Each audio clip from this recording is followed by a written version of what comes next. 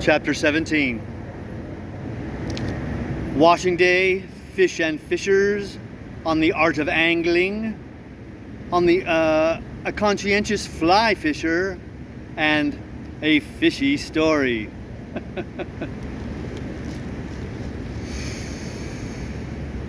We stayed 2 days at Streatley and got our clothes washed.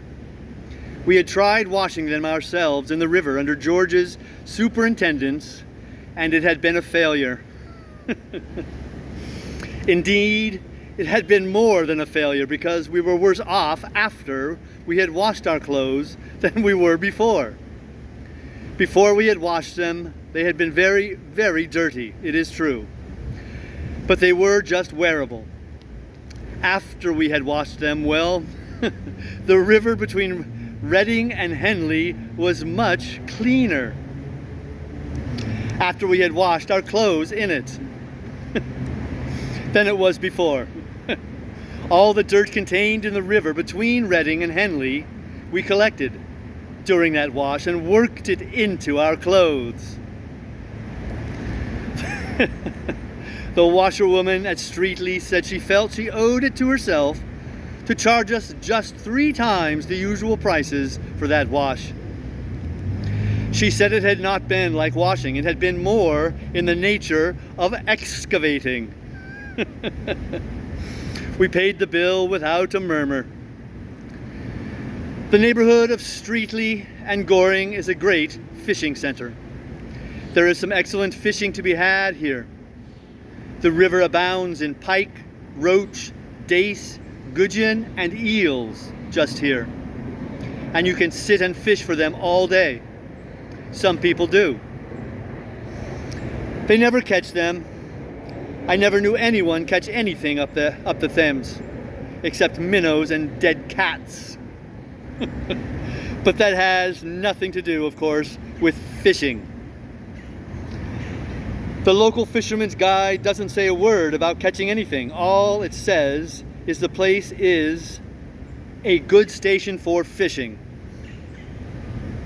And from what I have seen of the district, I am quite prepared to bear out this statement.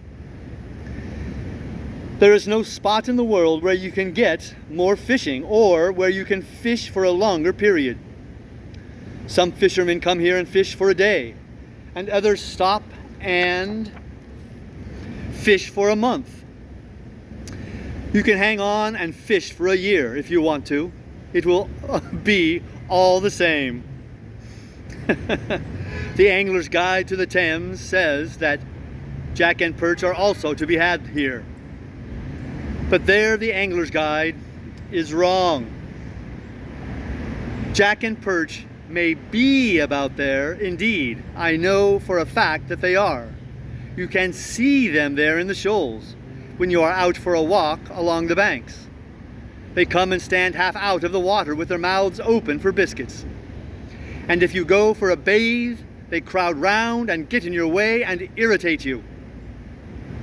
But they are not to be had by a bit of worm on the end of a hook, nor anything like it. Not they. I am not a good fisherman myself. I devoted a considerable amount of attention to the subject at one time, and was getting on, as I thought, fairly well. But the old hands told me that I should never be any real good at it, and advised me to give it up. They said that I was an extremely neat thrower, and that I seemed to have plenty of gumption for the thing, and quite enough constitutional laziness. But they were sure I should never make anything of a fisherman. I had not got sufficient imagination. They said that as a poet or a shilling shocker or a reporter or anything of that kind, I might be satisfactory, but that to gain any position as a Thames angler would require more play of fancy, more power of invention than I appeared to possess. Some people are under the impression that all that is required to make a good fisherman is the ability to tell lies easily and without blushing. But this is a mistake.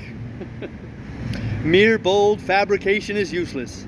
The veriest tyro can manage that. It is in the circumstantial detail, the embellishing touches of probability, the general air of scrupulous, almost pedantic veracity, that the experienced angler is seen. Anybody can come in and say, "Oh, I caught 15 dozen perch yesterday's evening." Or, "Last Monday I landed a gudgeon weighing 18 pounds and measuring 3 feet from the tip to the tail." There is no art, no skill required for that sort of thing. It shows pluck, but that is all. No, your accomplished angler would scorn to tell a lie that way. His method is a study in itself. He comes in quietly with his hat on, appropriates the most comfortable chair, lights his pipe, and commences to puff in silence. He lets the youngsters brag away for a while, and then, during the monumentary lull, he removes the pipe from his mouth and remarks, as he knocks the ashes out against the bars, "Well, I had a haul on Tuesday's evening that it's not much good my telling anybody about." Predecessor to something, huh? "Oh, why's that?" they ask. "Because I don't expect anybody would believe me if I did," replies the old fellow calmly, and without even a tinge of bitterness in his tone, as he refills his pipe and requests the landlord to bring him 3 of scotch, cold.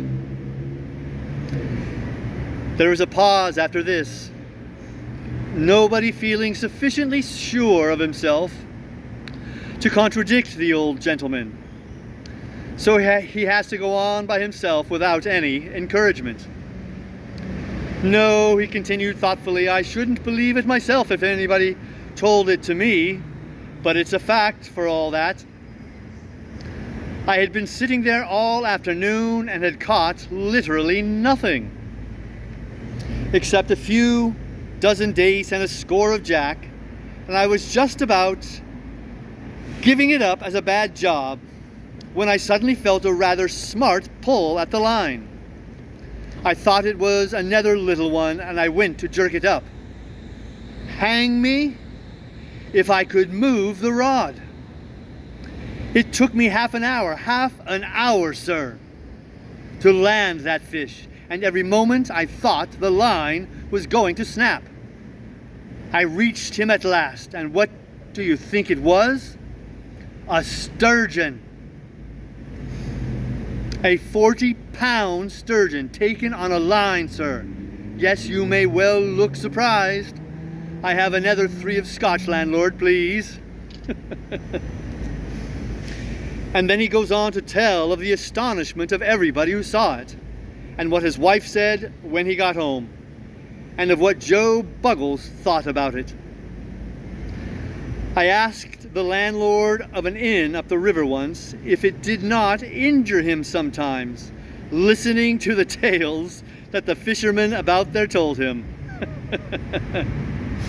And he said, "Oh no, not now, sir. It did used to knock me over a bit at first, but Lord love ya, me and the missus, we listens to 'em all day now.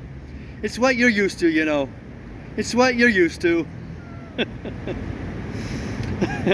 I knew a young man once. He was a most conscientious fellow, and when he took to fly fishing, he determined never to exaggerate his hauls by more than 25%. "When I have caught 40 fish," said he, "then I will tell people that I have caught 50, and so on. But I will not lie any more than that, because it is sinful to lie." But the 25% plan did not work well at all. He never was able to use it. The great number of fish he ever caught in one day was 3. And you can't add 25% to 3. At least not in fish. So he increased his percentage to 33 1/3.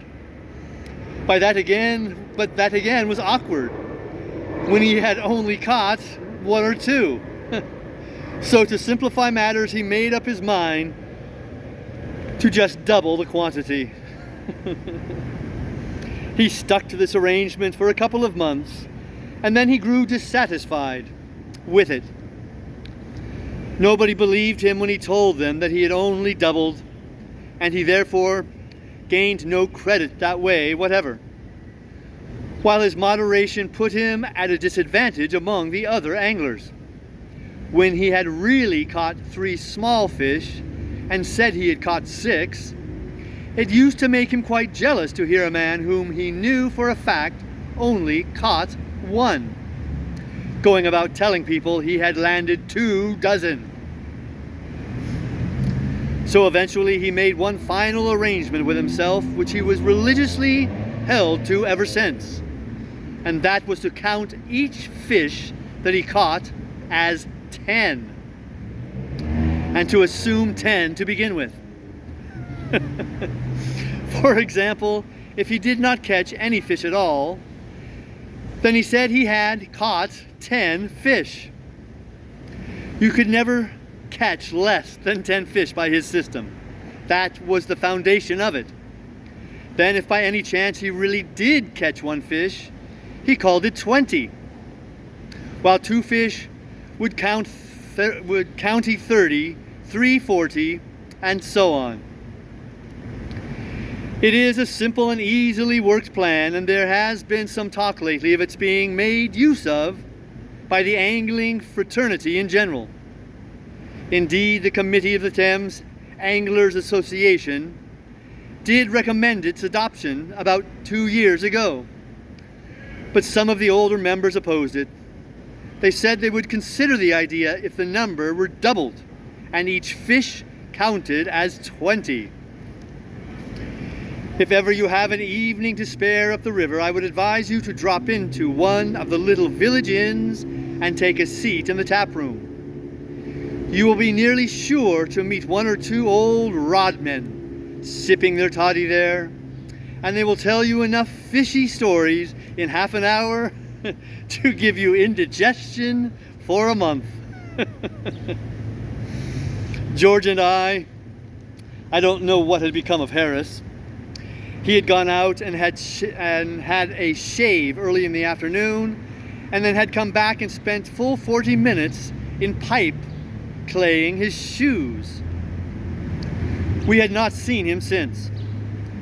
George and I, therefore, and the dog, left to ourselves, went for a walk to Wallingford on the 2nd evening, and coming home, we called in at a little riverside inn for a rest and other things.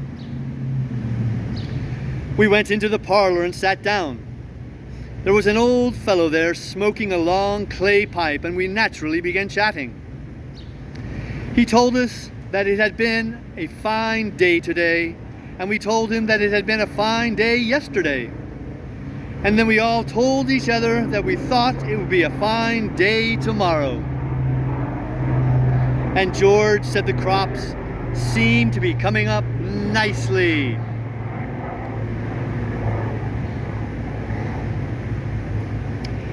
After that, it came out somehow or other that we were strangers in the neighborhood and that we were going away the next morning. Then a pause ensued in the conversation, during which our eyes wandered round the room. They finally rested upon a dusty old glass case fixed very high up above the chimney piece and containing a trout. It rather fascinated me, that trout. It was such a monstrous fish. In fact, at first glance, I thought it was a cod. "Ah," said the old gentleman, following the direction of my gaze. "Fine fellow that, ain't he?" Quite uncommon, I murmured. And George asked the old man how much he thought it weighed. 18 pounds, 6 ounces, said our friend, rising and taking down his coat. Yes, he continued, it were 16 years ago, come the 3rd of next month, that I landed him. I caught him just below the bridge with a minnow. They told me he were in the river, and I said I'd have him. And I did. You don't see many fish that size about here now, I'm thinking. Good night, gentlemen. Good night. And out he went and left us alone.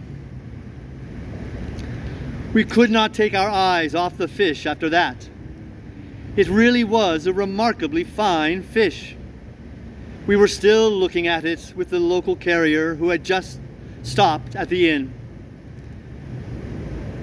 Came to the door of the room with a pot of beer in his hand, and he also looked at the fish. Good-sized trout, that, said George, turning round to him. Ah, you may well say that, sir, replied the man. And then, after a pull at his beer, he added, maybe you wasn't here, sir, when that fish was caught. No, we told him, we were strangers in the neighborhood. Ah, said the carrier. Then, of course, how should you? It was nearly 5 years ago that I caught that trout. Oh, was it you who caught it then? Said I. Yes, sir, replied the genial old fellow. I caught him just below the lock. Leastways, what was the lock then? One Friday afternoon, and the remarkable thing about it is that I caught him with a fly. I'd gone out pike fishing, bless you, never thinking of a trout.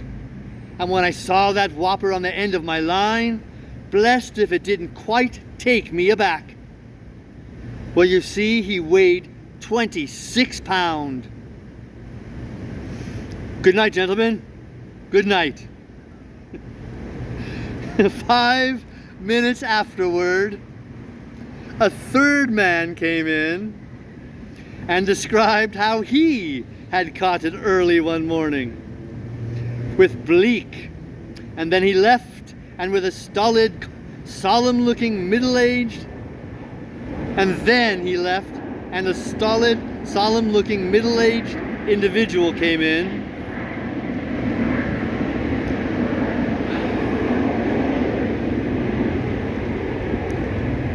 Came in and sat down over by the window.